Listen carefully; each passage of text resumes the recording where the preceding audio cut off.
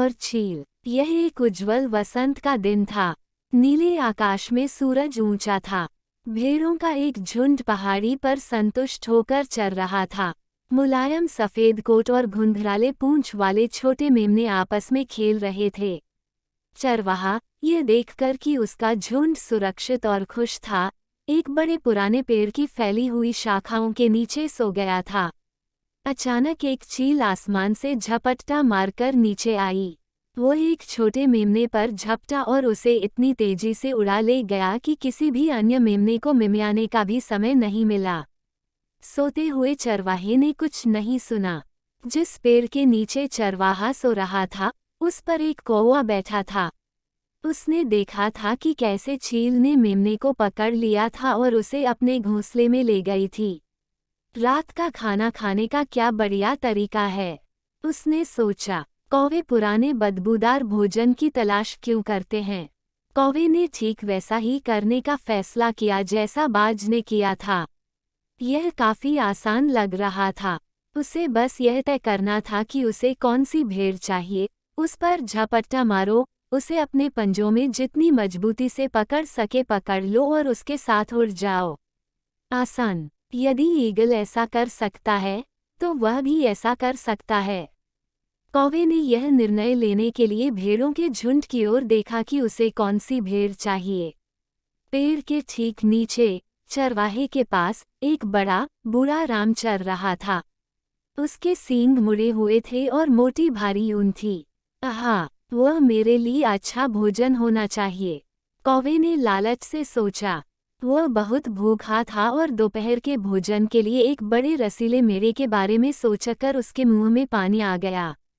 कौवा चुपचाप और तेजी से राम की ओर झपटा, ठीक वैसे ही जैसे उसने बाज को ऐसा करते देखा था और उसकी ऊन से उसे मजबूती से पकड़ लिया था।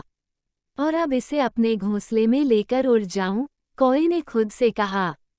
उसने अपनी पूरी ताकत से अपने पंख फड़फड़ाए, लेकिन राम को उठा नहीं सका।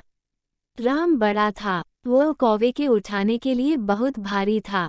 कौवे ने बार बार कोशिश की, लेकिन सफलता नहीं मिली। राम ने कौवे को अपनी पीठ पर महसूस किया और सबसे अधिक क्रोधित हुआ। तुम क्या सोचते हो, तुम क्या कर रहे हो, हे दुष्ट पक्षी? वो उसके कंधे की ओर घूरते हुए बोला। राम को दूर ले जाने की कोशिश करते हुए कौवा और भी जोर से फड़फड़ाया। अब इसे बंद करो, राम चिल्लाया। दूर जाओ, शू, मुझे अकेले रहने दो। वो उछला और पीछे हट गया और कौवे को अपनी पीठ से झटकने की कोशिश की। ओह, कौवे ने सोचा, राम की भयंकर हरकतों से घबरा गया।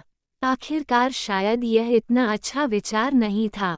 शायद मुझे अपना रात्रि भोजन कहीं और खोजना चाहिए। बेहतर होगा कि मैं राम को रहने दूं। कौवे ने उड़ने की कोशिश की, लेकिन उसने पाया कि वह हिल नहीं सकता। उसके पंजे राम की मोटी ऊन में फंस गए थे। कौवे ने उसके पैर इधर उधर खींचे।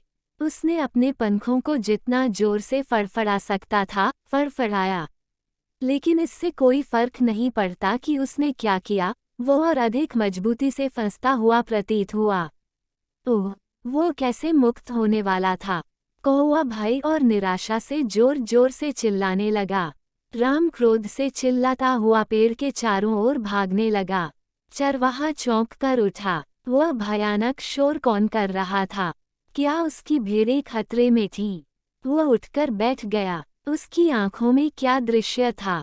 राम पेड़ के चारों ओर इधर उधर दौड़ रहा था। उसकी पीठ पर कौवा था, जो चिल्ला रहा था और हवा में उठने की कोशिश कर रहा था। चरवाहा हंसने लगा। आखिरकार आंखें पोंछकर चरवाहा उठ खड़ा हुआ। उसने राम को दौड़ते हुए रोका और कोमल शब्दों से उसे शांत किया। जब राम शांत हो गया, तो चरवाहे ने अपने बोरे से एक जोड़ी कैंची निकाली। एक हाथ से कौवे को पकड़कर उसने चतुराई से ऊन को तब तक काटा जब तक कौवा मुक्त नहीं हो गया। तुमने क्या सोचा कि तुम क्या कर रहे हो, मेरे अच्छे दोस्त? चरवाहे ने कौवे की ओर देखते हुए पूछा। क्या आप ईगल बनकर खेल रहे थे?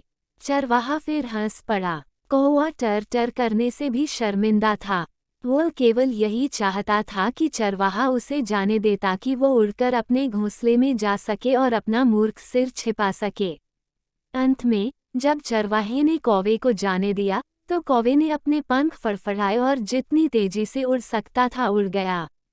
और अगली बार जब आप ईगल बनना चाहें, तो सुनिश्चित करें कि आप अपने आकार का एक जानवर चुनें। चरवाहे को अपने पीछे बुलाया। कौवे ने खुद को मूर्ख और मूर्ख महसूस करते हुए खुद से वादा किया कि अब से वह केवल वैसा ही करेगा जैसा अन्य कौवे करते